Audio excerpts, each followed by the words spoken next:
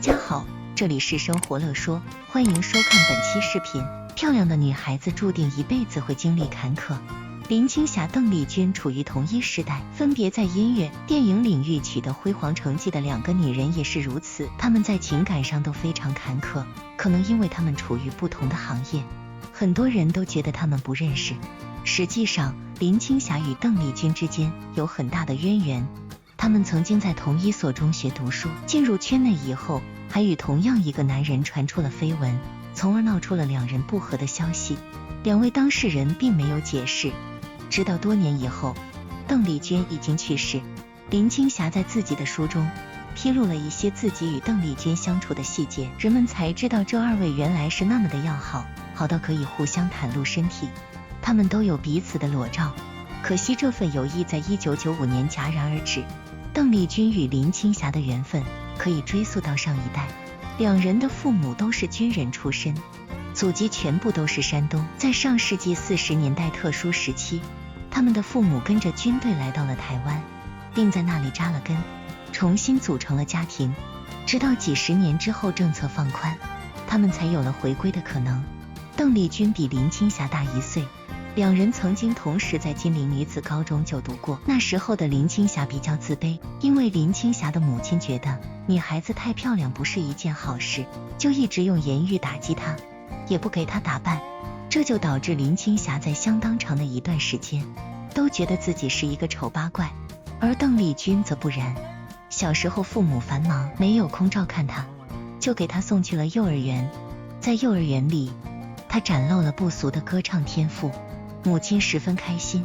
又送她去学习了芭蕾舞蹈。10岁的时候就参加歌唱比赛，获得了冠军。总之，邓丽君小时候就是别人家的孩子，也是一个标准的艺术生。学校里的各种活动她都积极参加，而且表现得十分不俗。所以中学时期的两人虽然都处于一所学校，但是并没有什么交集。直到中学毕业，一个偶然的机会，17岁的林青霞才在星探的挖掘下拍摄了人生中第一部影片《窗外》，正式进入了影视圈。也正是这部电影让林青霞与一个叫秦汉的男人结下了不解之缘，从而让她与邓丽君有了交集。当时的秦汉已经25岁了，也已结婚，妻子是著名的女星邵乔茵。按道理来说，已经成家的男人应当对别的女人保持一定的距离，而秦汉偏不，还是对林青霞动了心思。哪怕多年以后，林青霞已经老去，她依旧记得当年与这个男人约会的场景。妈妈在厨房里为我煮面，楼下是古怪的老爷车的喇叭声，我飞奔而下，西边与他一坐数小时，铁门深深地拴上，母亲差点报警。那年我19，在远赴美国旧金山拍《长情万里》的前一晚，走进4楼玄关式的阳台，竟然没有变，一样的阳台，母亲曾经在那儿叉着腰，指着街边的他骂。爱情对于一个情窦初开的女孩来讲，确实是致命的毒药，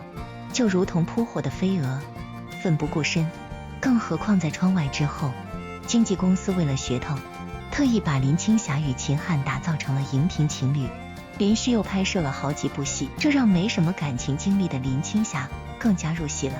直到有一天，林青霞接到了秦汉妻子的电话，对方在电话中破口大骂，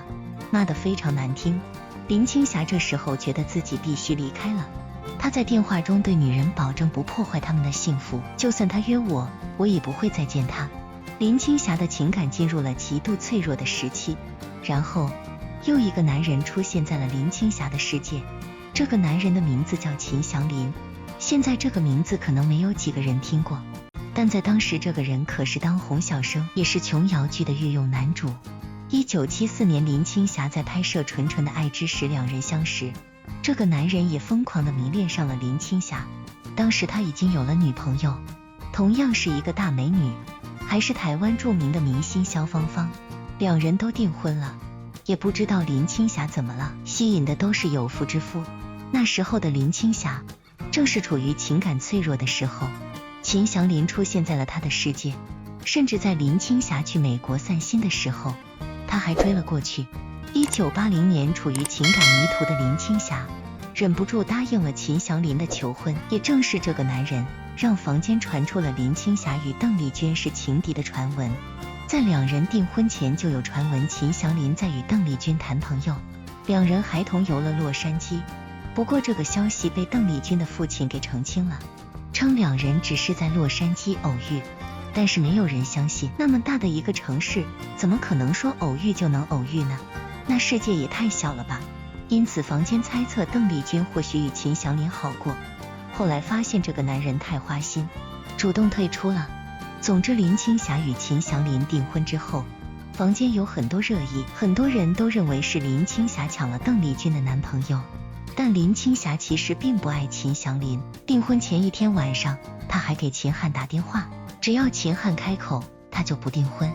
但是秦汉的决定让她失望了，而林青霞与邓丽君的关系也没有那么糟糕。在林青霞与秦祥林订婚的时候，邓丽君也有了自己的归宿。那年邓丽君因为在日本使用了一张印尼护照，惹了天大的麻烦，不得不去美国避难。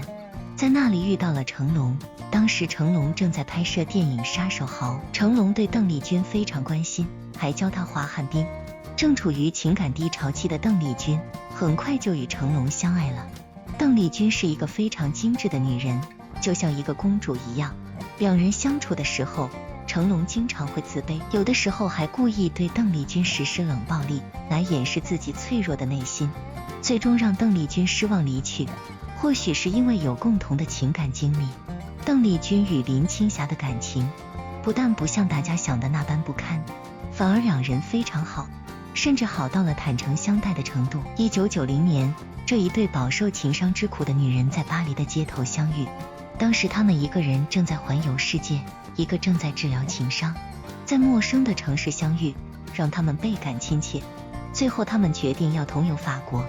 一日，他们来到了地中海海畔维拉海滩，那里阳光明媚，海天相接，看上去非常的漂亮。很多法国女人都赤裸着上身，在那里晒日光浴。林青霞是一个非常开朗的女人，直接学了起来，扯掉了自己所有的束缚，学着别人躺在了沙滩上，还叫邓丽君跟她一样。这可给邓丽君吓坏了，直接双手抱胸，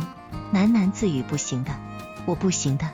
到了晚上的时候，两人相约一起在海边散步。这时候沙滩上已经没有游客了，只有他们的时候，